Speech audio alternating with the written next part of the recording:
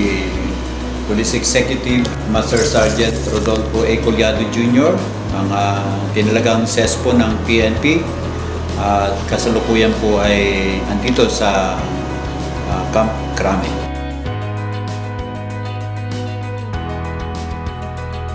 Napakalaki. Natuto akong maging mapagtiyaga, hindi na ako magagalitin kasi sa totoo lang, pag ako nakakarinig ng mga issues na lalo sa mga PNCO, ako 10 taon ako nag-respo ng 4A. So pag mayroong mga issues and concern na binabato sa akin, hindi ko karakarang ang nauna nagiging reactive ako. So kaya dito sa MBK noong 2017 at nakita ko kung paano ko ayusin yung aking pag-iisip. Salamat dun sa aking mga mentor, kay Sir Mac Aplasca. Totoo lang hindi tayo mahilig magbasa ng Bible. Pero sa pagiging mentor nila, tinuruan nila ako kung paano magbasa ng Biblia. Na-realize ko, hindi man ako marunong kaya lang ina-adapt ko dun sa aking natutunan nung ako'y sundalo pa hanggang sa maging pulis.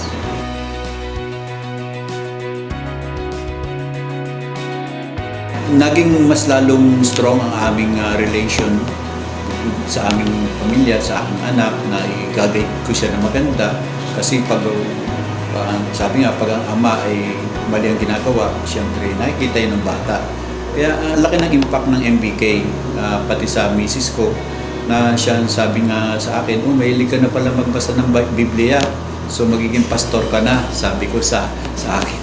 So nahiya naman ako kasi bago ka naman magpastor, kailangan matutunan mo munang bumasa talaga ng Biblia, yung salita ng Diyos.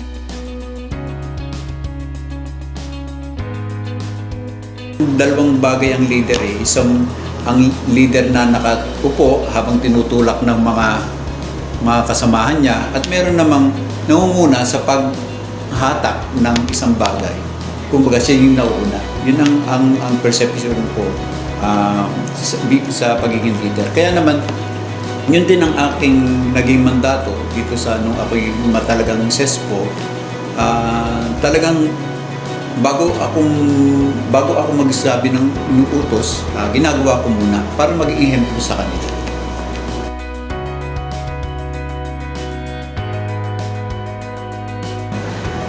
Sa akin lang, basta gumawa ka ng tama at nakalinya sa sinasabi ng salita ng Diyos. Mga kapulisan ko, so patuloy lang po kayong gumanap dun sa ating panglingguhang ginagawa, yung Swim MBK, na kung saan makakatulong sa atin kasi ang mga life coaches, kagaya ng mga pastor, talagang voluntaryo yan, walang bayad. Kaya nga ang pakonsuelo natin magtiyaga tayong sumali, magtiyaga tayo laging mag-participate kasi kahit isang oras lang may makapakinig lang kayo ng salita ng Diyos, napakahalaga na yon. Kasi mga pagkakataon na pwedeng may iniisip ka na mali, pero pag naka-attend ka dito sa Swim MBK, tapos napag-isipan mo at natanto mo na mali pala yung gagawin ko, at least sabi nga meron ako nakitang mga narinig na mga life coach, mga squad leaders na talagang napagbago. Kaya dahil lang dun sa pakikinig kay pastor, yun lang, basta sabi ko nga, at doon naman po sa mga life coaches, patuloy lang po kayong umagapay sa ating mga kapulisan. Kasi kung wala po kayo, wala pong maaagapay sa aming kagaya namin mga pulis.